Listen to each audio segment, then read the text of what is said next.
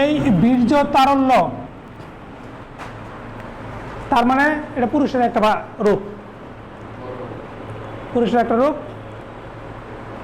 বীর্য তারল্য যে জিনিসটা, এই জিনিসটা আসলে যেভাবে আপনার হয়েছে, ধরেন প্রচার হয়েছে, যেভাবে জনপ্রিয়তা পেয়েছে, যে হারে, ওই হারে কথাটা সঠিক না।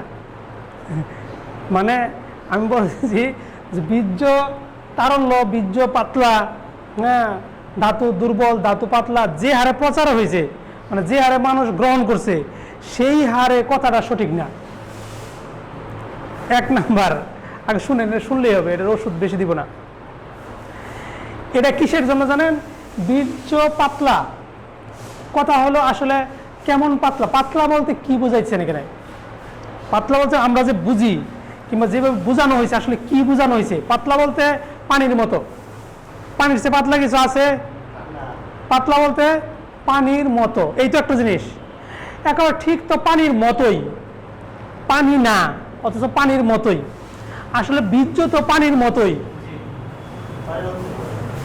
তাহলে এই যে কথাটা আসছে বীর্য পাতলা, কথাটা তো যেভাবে প্রচার হয়েছে সেভাবে সঠিক না। বীর্য পানির মতোই, পানির চেয়ে একটু গাঢ়। যদি আরো গাঢ় করে বলান তাহলে তো আসবে না, তা আটকে থাকবে আপনার ভিতরে। তা আটকে থাকলে এটা আরেক মুসিবত। তাহলে যে হারে প্রচলন হয়েছে সে হারে কথাটা সঠিক না। এখন আপনার ধারণা কিংবা আমাদের ধারণা করানো হয়েছে বীর্য পাতলা, এই জন্য তাড়াতাড়ি এসে পড়ে কথাটা। এটা বোঝানো হয়েছে না, সম্পূর্ণ ভুল কথা। এটা আমার যৌবনের মঞ্জিলে বইয়ের ভিতরে সুন্দর করে ব্যাখ্যা দিয়েছে, এটা সম্পূর্ণটাই ভুল, একটুও সঠিক না। বীর্য তো পাতলাই থাকবে, পাতলা না হলে আসবে না। কেমন পাতলা? পানির চেয়ে একটু গাঢ়, পানির চেয়ে একটু গাঢ়, তাহলে পাতলাই। আপনার স্বাভাবিক যেটা নর্মাল থাকবে, এটা হলো পানির চেয়ে একটু গাঢ়। আসলে কার বীর্য আছে পানির চেয়ে একটু গাঢ় না? এমন কোনো বীর্য আছে? বীর্যর অর্থ হলো এখানে শুক্রাণু থাকবে, একটা স্পার্ম থাকবে, তারপরে ফ্রুকটোজ থাকবে, গ্লুকোজ থাকবে, এই সবগুলো উপাদান মিলে একটা বীর্য। কি শুক্রাণু আছে, ফ্রুকটোজ আছে, গ্লুকোজ আছে, মানে পুষ্টের রস, এগুলো মিলে একটা বীর্য। তার মানে এই উপাদান যেখানে আছে এখানে পানি নেই, তো পানির সার একটু গাঢ়।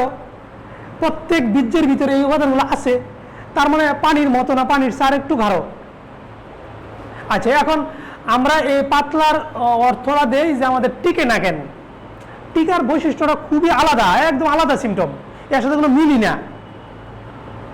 যেমন টিকার সিস্টেমটা বলি আমি, নতুবা তো এটা বললাম যে ভুল শুদ্ধ গুন্ডা, ঘটনাটা এরকম হয়ে গেল না। ভালো মতো বুঝবেন, আমাদের শরীরের ভিতর এই যে মাথা আছে, মাথা থেকে নিয়ে পেনিসের অগ্রভাগ পর্যন্ত নার্ভ কাজ করে। নার্ভ মানে স্নায়ু, স্নায়ুর নাম শুনছেন তো? প্রত্যেক ভিটামিনের গায়ে লেখা আছে স্নায়বীয় দুর্বলতা, লেখা আছে না? এই স্নায়ুটা কি তাহলে বুঝেন?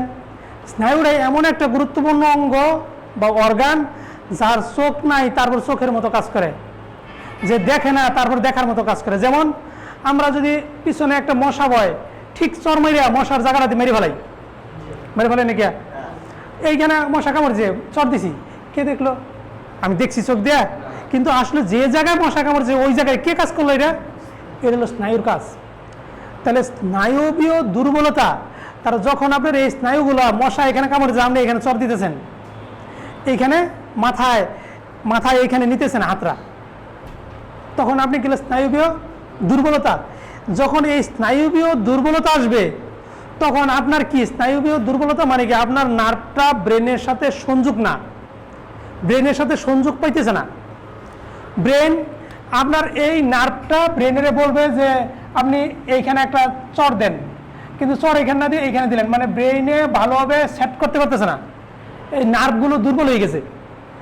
তখন আপনার মাথা আর অঙ্গে কাজ সঠিকভাবে এক হইল না। যখন মাথা আর নার্ভগুলোর কাজ এক না হবে তখনই কাজ হবে অন্যরকম কাজ, মানে যা হওয়ার দরকার তা হবে না।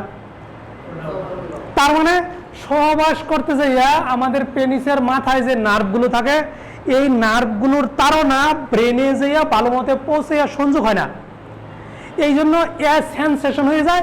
এই যখন সেন্সেশন হয়ে যায় ব্রেনের সাথে সংযোগ নাই, ব্রেন এমনি তাড়না দেয় যে আচ্ছা হার্ট বীর্যপাত ঘটুক, বীর্যপাত ঘটে যায়।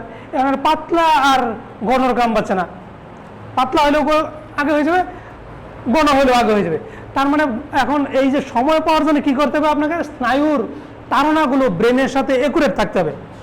তার মানে আমরা স্নায়ু শক্তিশালী থাকতে হবে, স্নায়ু শক্তিশালী থাকতে হবে। বুঝলেন ঘটনাটা? এখানে শুক্র পাতলার কোনো ফ্যাক্টর না। নার্ভ শক্তিশালী থাকতে হবে, নার্ভ সতেজ থাকতে হবে, স্নায়ু সতেজ থাকতে হবে। যখন স্নায়ু সতেজ থাকবে, স্নায়ু আবার চলে যাবে, এইখান থেকে তাড়না দিবে ব্রেনে, ব্রেন তাড়না দিবে আপনার মন। বুঝলেন? ব্রেন তাড়না দিবে মন।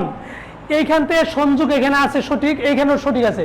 তখন আপনি মনে করলেন যে আরেকটু থাকবে, আর একটু থাকবে না, কিন্তু আপনার এই তাড়না ভালো মতো এইখানে পর্যন্ত পৌঁছে না।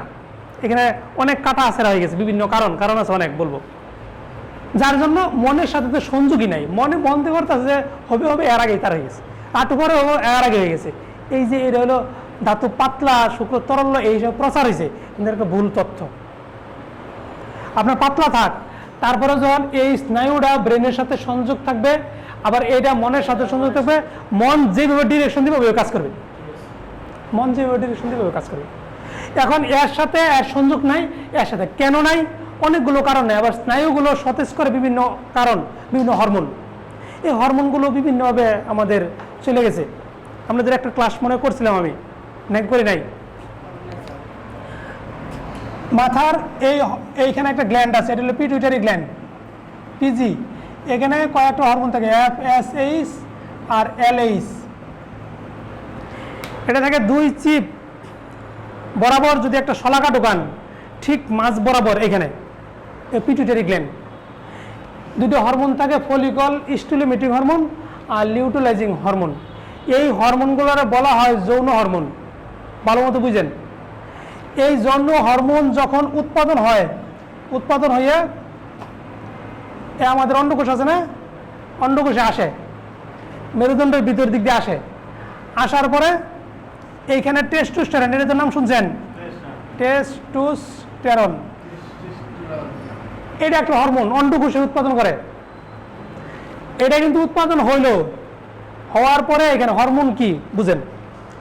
আমার মোবাইল থেকে আপনার মোবাইলে একটা মেসেজ দিলাম, আপনি মোবাইলটা দেখে বলে ওই তো ডাক্তার মাহবুবের একটা কথা, মানে হুদাই লাইক মারলাম কিংবা হাই বললাম, তখন দেখার সাথে তো বুঝবেন না আমি মানে কি, আমি মানে একটা ডাক্তার, হোমিওপ্যাথি ডাক্তার, এটি তো বুঝবেন। আরেকজন যদি একজন মৎস্য কর্মকর্তা কিংবা একটা কৃষি কর্মকর্তা, তাহলে হ্যাঁ কৃষি কর্মকর্তা এরকম টাইট হয়ে যাবে না? যখন এই হরমোনগুলো উৎপাদন হয়ে এখানে আসে, তখন বুঝে যে এদের কাজ কি, এরা যৌন কাজ করার জন্য চাইতেছে, আর যৌন বিষয়ের কিছু এইটা যখন উৎপাদন হয়, তখন সঙ্গে সঙ্গে হ্যাঁ বুঝে যে উৎপাদন হয়েছে, মানে হ্যাঁ এটা চাইতেছে, তখন সে টেস্টোস্টেরন হরমোন উৎপাদন করে। টেস্টোস্টেরন হরমোন আবার কি করে জানেন? আমাদের একটা হার্ট দিছে না আল্লাহ পাক, এই টেস্টোস্টেরন হরমোনটা যে হার্টের ব্লাড পাম্পিং বাড়াই দেয়, ব্লাডের গতি বাড়াই দেয়, বলে যে আমরা তো একটা কাজ করবো, উত্তেজনা শক্তিশালী হয়ে যায়। দেখেন যে এই হরমোন যখন বাড়ে তখন শরীরের গতি বাড়ে।